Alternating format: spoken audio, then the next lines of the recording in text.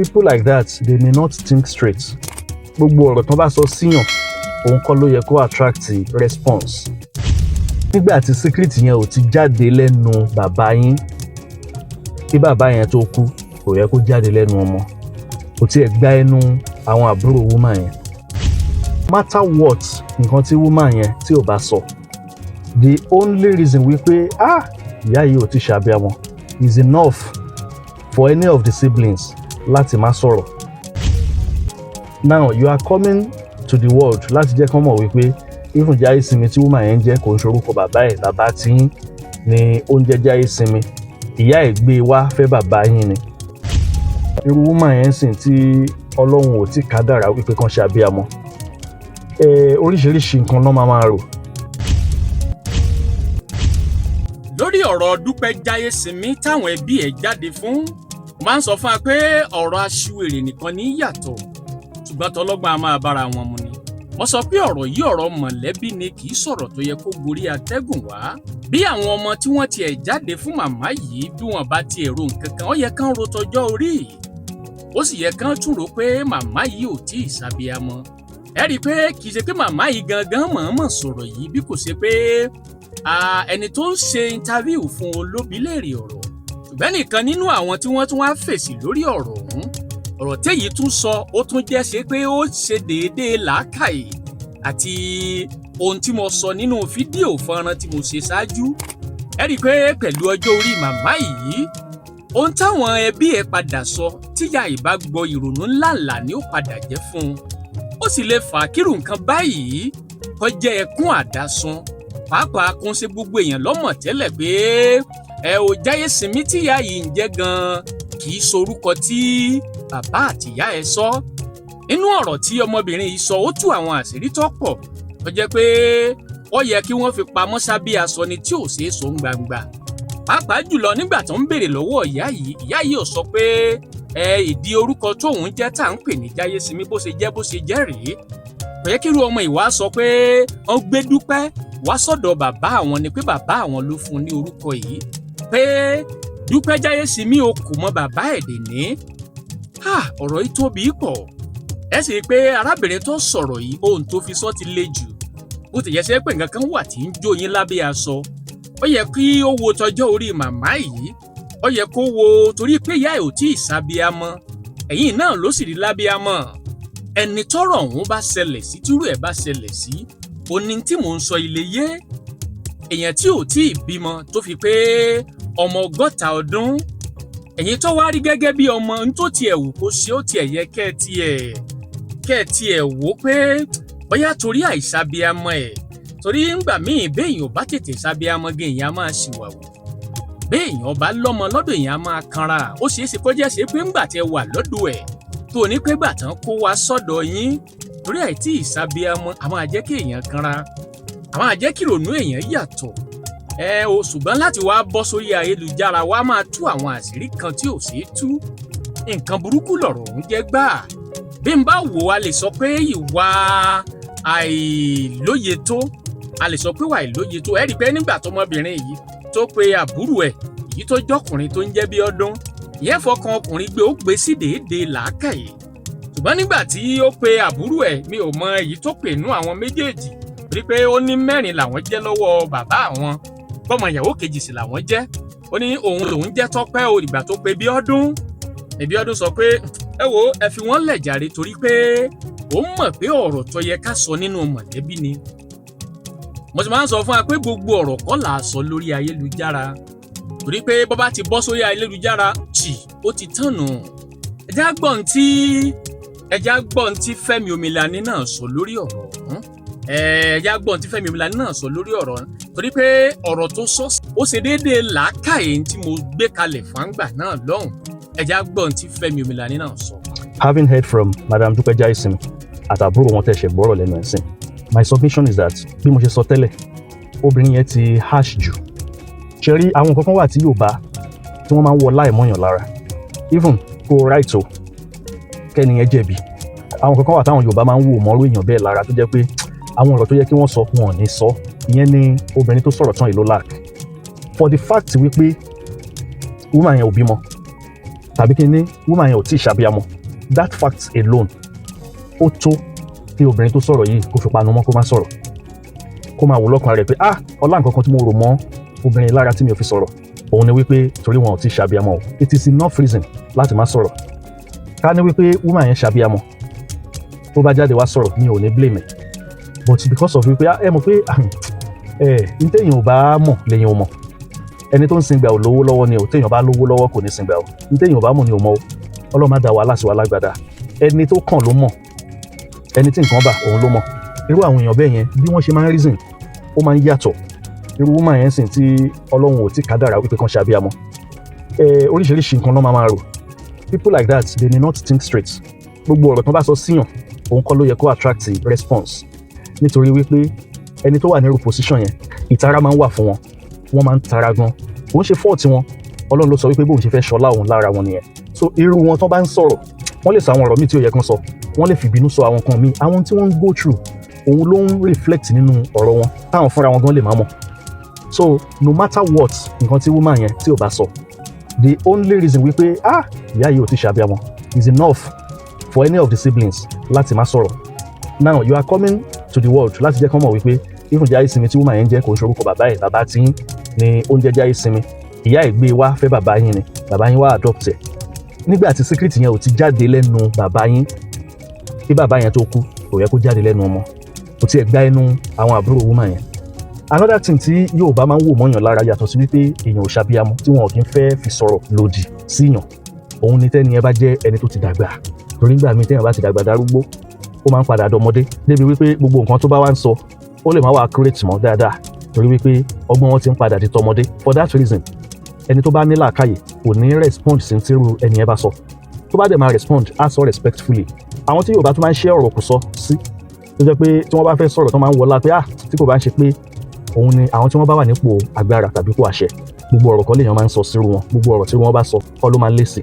tó bá dẹ̀ lésì èèyàn máa ń sọ pẹ̀lú ọ̀wọ̀. So for the fact wípé màmá yẹn ò ṣàbíamọ is enough reason fún obìnrin tó ń sọ̀rọ̀ yìí láti keep mouth ẹ̀ shut. Lórí live kan tó ṣe náà, ìkan náà àwọn àbúrò ẹ̀ tó jọ́kùnrin pé wáyé tẹ́ ṣe máa ṣe nǹkan bẹ́ẹ̀ yẹn, at least ẹni yẹn náà gbọ́, ọkùnrin yẹn náà máa gbọ́, á wo fídíò tí Dupe Jaiyesimi ṣe yẹn, but ó lè jẹ́ òun reason wípé kò ní the response. So this woman, obìnrin àbúrò Madam Dupe Jaiyesimi, ọ̀rọ̀ tó sọ àti nǹkan tó ṣe ó kù díẹ̀ káàtó. Even lórí live tó ṣe yẹn náà, many people ni wọ́n ń bàṣẹ, ni wọ́n ń sọ̀rọ̀ lòdì sí pé ogun gèrè kọjá ewé, nǹkan tó ń ṣe yẹn kò dáa. So I'm also of the opinion wípé kò yẹ kó respond nítorí ipò tí woman yẹn wà. Tó bá dẹ̀ máa wá respond náà, ó yẹ kó ṣe pẹ̀lú ọ̀wọ̀, pẹ̀lú respect ni, not trying to tarnish the image of that woman who is known to be a public figure and not trying to worsen her case nítorí wípé bó ṣe wọ́n lọ́hùn òun ló ń ṣọlá. ẹ̀já wa gbọ́n tí ìyá ìgan sọ gan ọ̀rọ̀ ọ̀hún bó ṣe dùn tó lọ́jọ́ náà ó ní pé ìgbà tó ń fẹ́ sọjọ́ bí ohun ọ̀rẹ́ nìkan kan, ó tiẹ̀ yẹ kẹ́ ẹ wo tìgbà tó tiẹ̀ ti bá ń ṣe tẹ́lẹ̀ rí, ó ti ṣe dáadáa fún irinbì kan. Mi ò wá rò pé ìgbà tí yọ wá sórí ayélujára bó tiẹ̀ sì parọ́ nínú ọ̀rọ̀ rẹ̀ àbó tiẹ̀ sọ kankan tí ò tọ̀nà, ẹ̀yin ọba fi bọ́n náà kẹ́ ẹ wo tọjọ́ orí ẹ̀, kẹ́ ẹ wo torí ìta ẹ̀ tí ìṣàbíamọ, kẹ́ ẹ tún wá wo pé irú èèyàn tó jẹ́ láwùjọ wa, kẹ́ ẹ tiẹ̀ dá sọ̀rọ̀, kẹ́ ẹ bó láṣìírí, torí pé ọ̀rọ̀ tẹ́ sọ yìí bí ìgbà tí èèyàn bá tú èèyàn sí òhò ni, bí ìgbà tá a bá tú èèyàn sí gbangba, tá a bá gba sọ lára èèyàn ń ta gbangba, bẹ́ẹ̀ lọ̀rọ̀ ọ̀hún ṣe rí. Bàbá wa ní ká ronú irú ipò wo gan lẹ rò pé Dupe Jaiyesimi máa wà báyìí, báwọn èèyàn sì pọ́n lé tó nígboro, ǹjẹ́ rò pé àpọ́nlé ọ̀hún sì tún wà ń bẹ̀ bí? Ǹjẹ́ rò pé ojú wo làwọn tán jẹ́ òṣèré bíi tiẹ̀ máa fi wò ó? Òní a ní ká jọ bira wa ká gbéyẹ̀wò fẹ́yìn olólùfẹ́ ìkànnì yìí, ìyẹn olólùfẹ́ ọmọ Aláṣẹ Media, ẹja pín kálé, torí pé àánú ìyá ìṣemí pọ̀ nígbà tí mo gbọ́ tó bẹ̀rẹ̀ sí í sàwọn ọ̀rọ̀ ọ̀hún. Bẹ́ẹ̀ yẹn bá jorí àwọn lọ́jọ́ náà, ó dá mi lójú àánú abiyamọ ó ṣe é. Story marriage yìí gangan mo mọ̀ pé ẹ fi bẹ́ẹ̀ pẹ́ kí ó ṣẹlẹ̀ ní time yẹn, ẹ mọ̀ pé yàtọ̀ sí time ìsìn àwọn èèyàn máa ń sọ pé àgbéyàwó pẹ́ mọ́, ó máa ń dàrú, ó máa ń ṣe gbá, ó máa ń ṣe, but ní time sí tó sì ti pẹ́ díẹ̀ tí marriage yẹn ò dẹ̀ fi last rárá, kí ló ṣẹlẹ̀? Ẹ ṣé, yes ma. Mo marry ní October 22, 1988. 1988 yes. Gbogbo àyẹ̀wò tí máa ń ṣe tí àgbà díẹ̀ ti ń lọ díẹ̀ tí ẹni tí mo fẹ́ náà dẹ̀ mọ̀ tí ó dẹ̀ bínú. But iṣẹ́ tó ń ṣe ó máa lọ 2 weeks, a day for 2 weeks ni. Okay. But nínú ìgbéyàwó wa àti ti ní exam abẹ́nu, ọdún mo fún ṣe wedding. Weeks after tí a ṣe wedding oyún yẹn wálẹ̀, so láti báyìí láti wá pọ̀ sí káàkiri test níbi test lọ. Ó wá dé stage kan wọ́n wá ní ó ní nǹkan tó máa ṣe fún mi, kó máa open mi wípé tí wọ́n bá ti lè wọ́pọ̀ mi nǹkan tó bá dé tó bá súnmọ́ mi màá tètè lóyún. Mo bá béèrè lọ́wọ́ ẹ̀ ṣé bí 2 weeks normal 2 weeks ẹ̀ lóko nìyẹn ó ṣàṣe lọ ní month mi ni wọ́n bá wọ́pọ̀ ogun jẹ́ kò ní wọ́pọ̀ kò dé until after 3 months. kí ló ṣe wọn kí ló ṣẹlẹ̀. mi ò mọ bó ṣe ṣẹlẹ̀ mọ̀ pé kò tí ì sí fóònù báyìí báyìí so mo lọ sọ́fíìsì wọn lẹ́kọ̀ọ́ láti bàmí wá sí kò wọ́n bá mi rédíò fóònù ó dẹ́ni kọ́ sọ fún mi kí n má wọrí ó máa dé for 3 months kò dé. wọ́n dẹ̀ mọ̀. ó mọ̀ mo sọ pé máa wọ́pọ̀ ní no problem so ìgbà tó máa dẹ̀ jọ gẹ́gẹ́ bí obìnrin ṣé mi bínú mo bá bínú tó bá yẹn kí lè mi bínú sí ìgbà tí mo mọ̀ pé mi lè ní sùúrù ó yẹ kí n ti kárùn mi kí n kúrò lẹ́kọ̀ọ́ tó dé náà ṣé ti dandan ni eré ni mo pè mo bá lọ sọ́dọ̀ mọ́ mi ọmọ yìí sọ báyìí sí mọ́ mi ní ṣé bó ṣiṣẹ́ owó lọ ni owó ló wà lọ mo bàbá ẹ̀ jìyàn tó dáa ọlọ́run fọ̀run kẹwọ́ bàbá yẹn ní ṣé gbólóhùn tí màmá ẹ̀ sọ jáde ìṣúdà ká lọ́mọ ẹ̀ ọmọ ẹ̀ obìnrin ló wá fẹjọ́ ọkọ ẹ̀ sọ bó ṣe ṣe tó máa sọ yẹn tó dẹ̀ mọ́ bí wọ́n ṣe wà gbogbo bàtí mò ń sọ yà ti ń gbé 5 years ní marriage ní time bàbá bá bẹ́ẹ̀ ni pé kí n má bínú mo bá délé mi sọ ló bá di sábà ti fẹ́ sọ ọmọ amú pílò àfi demarcate orí bẹ́ẹ̀jì fún àwọn tó ń wá ọmọ ọmọ demarcate so that kẹ́gbẹ́ wa má bàa kanra mo dá pẹ̀lú òrùjọ ó lè sún kankan kò sí kankan ṣé àwọn tó bá pẹ́ náà ó máa súnyàn náà pé kí wá ní gbogbo eléyìí kí ni tiwọn àwọn èèyàn wa máa ṣòfò fún yàrá àǹtí ẹ kúrò nílé yẹn o wọ́n plan láti pọ̀ ọ̀tá yín mo nípa ọ̀tá mi mo ṣe wedding gidi ni mo ṣe court wedding mo ṣe church gbogbo ayé gbọ́ ọ̀run mọ́ mi ò gbómi ìsábọ̀ lọ́ọ́ yọkọ̀ ó mi lélẹ́yìí kò sẹ́ni tó lè lé mi ń bẹ̀ wọn dálé mo sún níran mi ò lọ́ọ́ kankan ìgbà tó ti di stage pé èmi gan ti wá rí ọwọ́ tó ń gbégbé tí mi ìbá kúrò ó ní táwọn kìíní plan bí mo ṣe kó nínú wọn lọ gba àfẹ́bẹ́ tó máa bá mi sí ibi tó jìnnà ṣùgbọ́n gbà tí mo kó dénú lé yẹn wọ ẹrù mi lẹ́lẹ́ mo bú sẹ́kún pé àtìgbà tó sọ mí di dálé mo sún ní kékeré ayé mi tí kì í ṣe pé mo ń kọ́kùn kiri first man tí mo fẹ́ fẹ́ láyé mi rí ṣé yẹn dùn mí kékeré nìyẹn nígbà tó máa pé 2 weeks after tí mo kó kúrò wọlé ìyàwó mi kò wọlé pẹ̀lú tribune ti ṣe interview fún sí tó wà mẹ́ mo ní what ti fún yàn lóyún wọ́n ń wù ní wo pé tó bá wọ ẹ̀kọ́ tó bá dẹ̀ wẹ̀ kó máa lọ ni òun náà wá wù wá pé òun á frustrate ẹ̀ débi tó máa fún ẹ̀kẹ́rù ẹ̀ ẹ̀yìn náà dẹ̀ kẹ́rù ni mo wò kí mo wọlé òun ní bọ́ mi ò mọ ti tẹ́lẹ̀ mo ṣe dẹ́n tó mọ tí ń gbà yẹn nígbà tí mo tí ó bí tí mo mú sí nínú ilé mi náà ni màá sùn sí ọtí má ti ta jí lóru báyìí màá tún ojú kalẹ̀ máa bẹ̀rẹ̀ títí mo wá pé sórí mi pé ṣá òpin ayé kọ́ lélẹ́yìn náà yẹ kí n máa sún síwájú kádàrá ti dé ti ẹni ẹgbẹ́ mi náà gbé ti dé mo ṣọ́ra gbà fọ́lá mo wá dìtà nígbà mi ní márùn but àwọn òbí wa ọmọ wọn ní gbà náà wá ní akíní mo gbọ́dọ̀ lọ fẹ́ ọkọ mi ni o after all òun náà ti ní èèyàn tó ń bímọ nǹkan ṣùgbọ́n sí àlẹ́ mi ó bí obìnrin ẹ̀kẹ́ ní ìkejì wọ́n dàrú náà àwọn bíi mẹ́ta ni mo gbọ́ pọ́n ló bímọ fún so òun náà ò ní such problem ọ̀dọ̀ ìṣètò náà lẹ́yìn ṣáà rí wọn nàdájì nípa máa ń sọ nígbà yẹn pé mo wish kò jẹ́ òun kọ́kọ́ pàdé láyé máa yí try fún mi ó tó bí bàbá ó bí obì ọkọ kò sí nǹkan tí o bá ṣe tán ló gbé máa bínú sí IVF àṣẹ twice kò work later aṣàbẹ̀rẹ̀ sí ní gbìyànjú káàkiri ìgbà tó yọ̀ ọgbọ́n máa wá dúró mi wá mọ̀ èmi kàn ń ṣiṣẹ́ káàkiri location bí location lọ́mọdé tó ń drive bọ́mọ kan ní pé tí ebi bá ń pa mí ara mi á máa gbọ́n máa sáré jẹun ara mi á balẹ̀ over this stage come every evening máa rí drop of blood kí ni irú kí leléyìí mo ṣàròjù ìgbà tó wá di alẹ́ ọjọ́ ìmọ̀ ti location mo wá dúró ní junction lẹ́yìn tí màá ti ṣeré pa kí n tó wọlé lórí mo mọ̀ pé tí n bá wọlé ṣe drama ni màá bá ṣeré pa ni àbí mọ́ mi kékeré mo ṣeré pa tán mo bá lọ sílé jẹ́ kí n lọ ìzì ara mi mo kàn ṣáré pé nǹkan sọ̀kalẹ̀ sí nínú gbì mi lè nọrora mọ́ kí n sì ti wá pọ̀ jù wọ́n á ní káwọn lọ sí mission house tó wà wájú lé mi wọ́n lọ bá mi pé àǹtí wa so àǹtí yẹn test mo rò pé kò fẹ́ sọ̀rọ̀ ó wá ṣàfihàn ní pain relief wọ́n wá ní tó bá ti di àárọ̀ làwọn àǹtí ẹ̀ máa lọ sí hospital mo ṣe lórí alájí náà kì í dúró sílé ọ̀ràn ni mo ṣe pé àbúrò wọn ni pé kọjọ́ kan wá gbé mi wọ́n gbé mi lọ sí hospital ṣe test ní ṣe test tí wọ́n ṣe test pé mo lóyún inú mi ti ń dùn ọ́ gbà kí ló wá ṣẹlẹ̀ ní inú okùn tó ń dùn yín tẹ́yẹ̀ ṣe ọba nìkan ṣe scan ibi scan ṣáà ti mọ̀ pé ẹ̀yìn ọmọ lóyún ectopic pregnancy ṣe ló dàbí pé kọ́run ṣì tàbí kílẹ̀ lánàá kó gbé mi bí mo ṣe ń kẹ́ni dókítà mi bá mi ké ìjọsìn ọmọ history wọ́n pe mo ní ọlọ́run mo sì rè ní ọjọ́ náà ṣùgbọ́n mo tọrọ dárí kẹ́sì mo ní nígbà wípé lọ́n dárí mo ní ọlọ́run irú orí ẹ̀dẹ́ wo ló ṣe fún mi lọ́dún kelu mo ti 40 nígbà yẹn yóò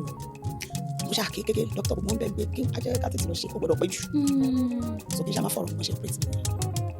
aláwọ̀ láti gbà yẹn ó dúró ó ti dúró láàárọ̀ báyìí ẹ̀ńtì ọjà ẹ̀ńtì tó ti fílẹ̀ òun pè kò bá mọ́ ẹ̀ ní oyún mi kò sí so alájí ṣàtún ní ìsísí pé ṣé bí méjì ló wà mẹ́ tí kan bá ṣe ìkejì á ṣe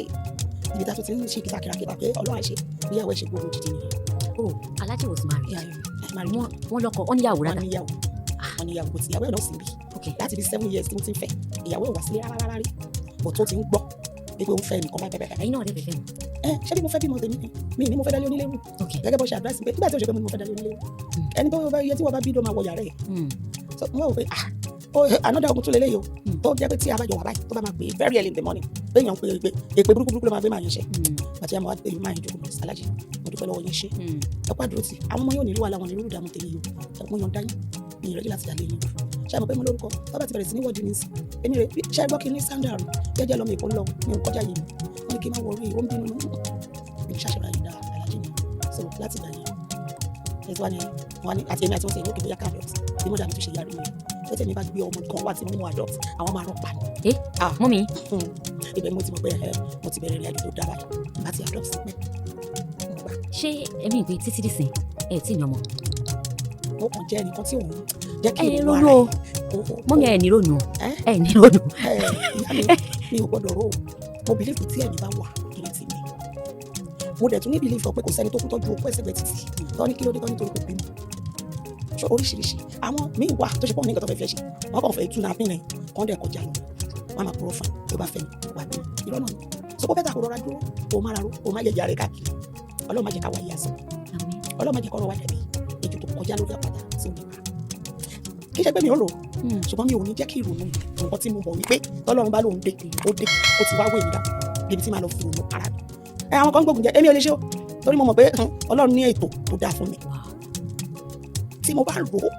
àwọn ìgbésẹ̀ tí mo ti gbé àwọn ọmọ tí mo ti fọwọ́ mi tọ́ tí mo níbi ìlépè lọ́jọ́ ọ̀la àwọn ọmọ tí mo tọ́ ṣùgbọ́n nígbà tó tásìkò kan ṣe wọ́n ṣe kálukú gbọ́ tiẹ̀ ni ṣé ọmọ àbúrò tí mo tọ́ ibi tí mo ṣe ìyàwó fún tó dijọ́ wedding tí àbúrò sọ fún mi pé dáadáa ẹ̀ lè jókòó mẹ́yìn èèyàn bá nà ogógó náà gbọ̀n èmi ni mo bí nǹkan mi ó wá ní kí n má rò sórí iṣẹ́ tí mo ń ṣe Ọlọ́run kan fi dá mi lọ́la ni so that mi ìtura yòó mi ò dẹ̀ ní rò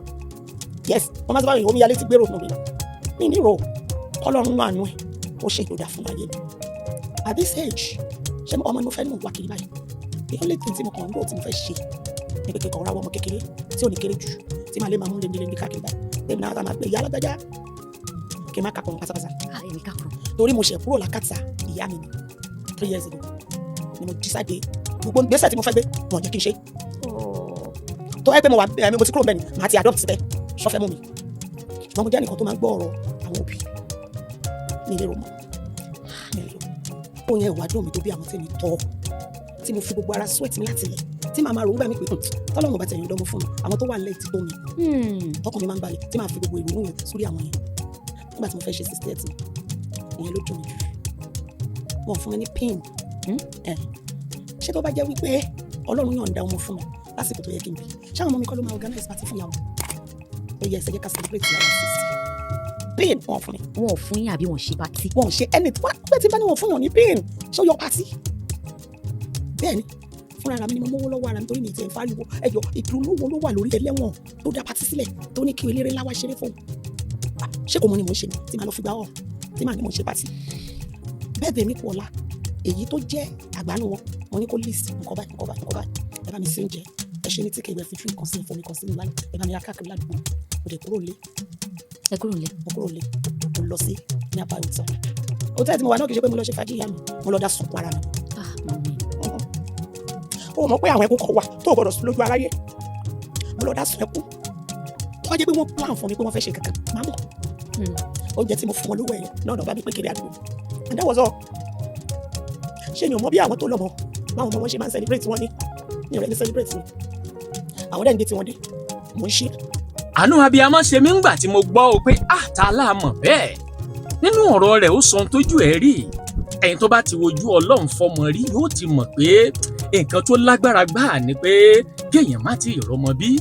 kíkó jáde tẹ wá kó jáde bí ọmọ tuntun ó ní ọ̀tọ̀nà níwà tó tàbùkù ńbẹ̀ ohunkóhun tí ò bá ṣe kò bá àjogún ọmọ gbọ́n gbogbo tí ẹ sọ o àwọn làkọjá yín ẹlógún bàbá yín kò fún yín ńbẹ̀ ilé tí bàbá yín kọ́ ó ṣẹ̀ tó kọ́ sílé Ifẹ̀ ẹ̀rí kankan ńbẹ̀ nínú ọ̀rọ̀ yín ẹ sì jẹ́ òyìnbó apẹ́ ìjìyà kàwé ẹ̀bàjẹ́ ó jẹ́ ọ̀rọ̀ mọ̀lẹ́bí gbígbé wá sórí ayélujára bí ìgbà tẹ bá fìyà ìṣẹ̀sìn gbangba ni lójú tèmi. tọ́ kò ní jù báyìí lọ táàrí mọ́ lábalábí tá a wà yìí ọmọ aláṣẹ mídíà ẹ̀já pín kálẹ̀ ẹ̀já máa gbọ́ kọ́mẹ̀ǹtì síbẹ̀ á sì dá kọ́mẹ̀ǹtì ẹ padà béèrè tó bá fẹ́ bí wá á dá padà ẹ̀já ṣíà ẹ̀ ẹ̀já kọ́mẹ̀ǹtì ẹ̀já láìkí ẹ̀ o ọmọ aláṣẹ mídíà búburú kan ò ní ṣe yín kò ní ṣe mí a ó tún pàdé lọ́jọ́ míì ọjọ́ ire o ire kàbìtì. ọmọ aláṣẹ.